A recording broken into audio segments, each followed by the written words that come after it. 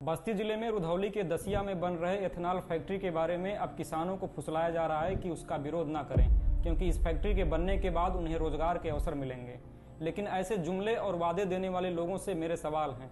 किसान उन चतुर्थ श्रेणी से भी नीचे की नौकरियों जैसे चपरासी, सफाई कर्मी, कुक और माली की नौकरियों को पाकर भी क्या करेगा अगर उसकी खेती की जमीन बंजर हो जाएगी, क्योंकि इस फैक्ट्री में ऐसे पदों से ऊपर की नौकरी या फैक्ट्री न कभी देगी और न कभी दे सकती है।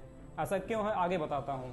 दसिया के जिस एथेनॉल फैक्ट्री में स्थानीय लोगों और किसानों को रोजगार देने की बात कही जा रही है, उसका भी सच जान लीजिए। पूरे भारत में सामान्य आबादी और जनजातीय समुदाय से नजदीक जितनी भी फैक्ट्रियां या कारखाने लगाए गए हैं, उन सभी से फैक्ट्री मालिकों ने यही बात कही कि तुम्हें हम रोजगार देंगे, इस फैक्ट्री के लगने से तुम्हारे क्षेत्र का विकास होगा।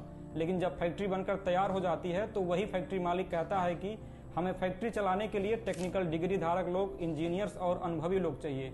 अंत में जो समुदाय उस फैक्ट्री का विरोध कर रहे होते हैं चुप हो जाते हैं, क्योंकि उनके पास फैक्ट्री में काम करने का ना कोई अनुभव होता है, ना उनके पास पढ़ाई की कोई बड़ी डिग्री होती है। सेम यही बात दसिया एथेनॉल फैक्ट्री के बारे में कही जा रही है। लेकिन जैसे ही फैक्ट्री बनकर तैयार होगा, वैसे ही फैक्ट्री मालिकों का वही सवाल यहाँ के किसानों के सामने होगा, क्योंकि यह सबको पता है कि करोड़ों रुपए लगाकर खड़ी की गई कोई भी फैक्ट्री वादों से नहीं, कुशल इंजीनियर्स, कॉमर्स सेक्टर के लोगों, बिजनेस मैनेजमेंट एक्सपर्ट और टेक्निकल डिग्री रखने वाले लोगों से चलती है। इसके अलावा दसिया में बन रहे एथेनॉल फैक्ट्री और यहाँ के किसानों के बीच ऐसा कोई भी एग्रीमेंट नहीं हुआ है कि यह फैक्ट्री यहाँ के किसानों को रोजगार देने के लिए बाध्य होगी।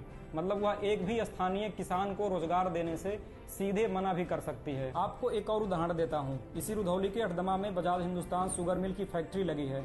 इसने भी चीनी मिल और डिस्टिलरी प्लांट लगाने से पहले यही बात यहाँ के किसानों से कही थी। और आज आप जाकर देख सकते हैं कि इस चीनी मिल में रुधौली के कितने लोगों को रोजगार मिला है। इसमें ज्यादातर काम करने वाले लोग आपको दूसरे जिलों या दूसरे राज्यों के मिलेंगे। इसी फैक्ट्री में रोजगार की बात ही छोड़ दीजिए। यह चीनी मिल 3-3 सालों तक किसानों के गन्ने का भुगतान तक नहीं कर सका है। इसके डिस्टिलरी प्लांट से निकले कचरे ने आमी नदी के पानी तक को जहरीला बना दिया था, जिससे नदी की मछलियां तक मर गई थी। तो अब दसिया में लगने वाले एथेनॉल फैक्ट्री पर यहाँ के किसान कैसे भरोसा करें कि वह उन्हें रोजगार देगा, उनके जमीनों की हरियाली नहीं छीनेगी, जबकि यहाँ के किसान उन राज्यों और उन जगहों की हालत देख चुके हैं जहाँ पहले एथेनॉल प्लांट लग चुके हैं। अब सवाल यह है कि आखिर ऐसे झूठे वादे क्यों किए जाते हैं? आखिर इन किसानों के पास उस खेती की जमीन के सिवाय और क्या है? खेती बर्बाद होने के बाद उनके पास क्या बचेगा? पूरे उत्तर प्रदेश में लगभग हर गांव चौराहों पर शराब के ठेके खोले गए हैं। बताने वाले तो इसके भी फायदे गिनाते हैं कि इससे मिलने वाले रेवेन्यू से प्रदेश का विकास होता है, लेकिन इस बारे में कोई बात क्यों नहीं करता कि इसी शराब से कितनी जिंदगियां खत्म हो जाती हैं, कितने परिवार उजड़ जाते हैं और कितने बच्चों का बचपन